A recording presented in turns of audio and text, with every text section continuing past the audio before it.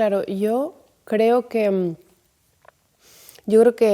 la sexualidad siempre comporta un riesgo y creo que es muy importante defender esto desde el feminismo. De hecho, cuando el feminismo defiende la vulnerabilidad, la interdependencia, todas estas categorías que se han puesto sobre la mesa en la teoría política feminista, creo que está diciendo exactamente esto.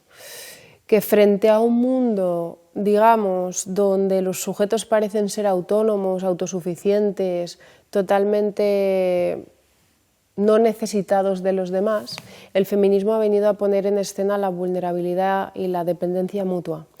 Y yo creo que esta vulnerabilidad y esta dependencia mutua se ve muchísimo en el terreno del sexo. En el terreno del sexo nos exponemos mucho al otro. Y en el terreno del sexo, y yo creo que el deseo tiene esta cuestión, dependemos mucho del otro. Yo creo que el deseo depende mucho del otro, que es una conversación con otro, que mi deseo está afectado por el otro. Así que defendería este riesgo que implica, oye, exponerte a otro implica un riesgo a sentirte vulnerable, a sentirte desamparado, a que el otro no responda como tú esperas, a enamorarte y a que no te tengas un amor de vuelta, a dolores, porque, bueno, a sentirte también usado, traicionado, a muchos dolores. Y el terreno del sexo es un terreno de incertidumbres.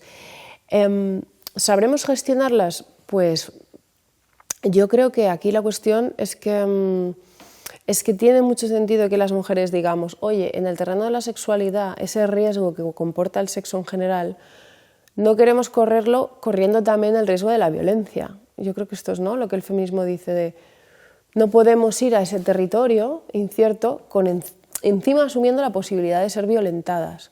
Y aquí queremos protegernos de ese riesgo. Yo creo que tenemos que decir esto, yo no quiero exponerme a la agresión. Lo que yo quería decir en el libro es, tenemos un reto doble, tenemos que verlo como doble. Tenemos que protegernos de la violencia precisamente porque protegernos de la violencia es la manera de poder exponernos a un riesgo que yo creo que sí que queremos correr, que es el riesgo de encontrarnos con un otro y de recorrer una serie de incertidumbres que son muy a reivindicar, ¿no? Y yo quiero que no llamemos libertad sexual solamente a no ser violentadas, solamente a ser protegidas de la violencia. Creo que tenemos que llamar libertad sexual a algo más ambicioso, que es también a correr ese otro riesgo que implica el deseo.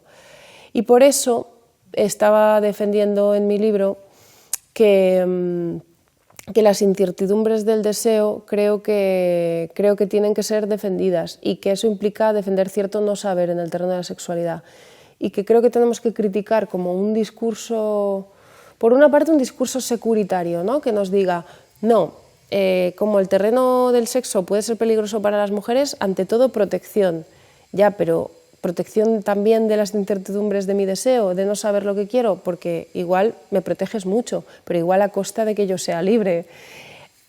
Quería criticar eso, pero también quería criticar ese discurso donde parece que tampoco vamos a correr ningún riesgo porque nos vamos a volver sujetos totalmente independizados del otro. Y entonces una mujer liberada es una mujer que no necesita a nadie en realidad, que no necesita a nadie.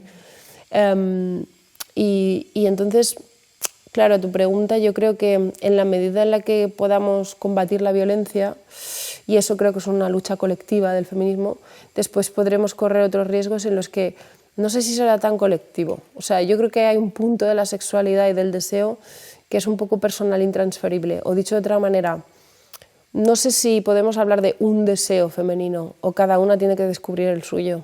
Y ahí hay un camino un poco más individual.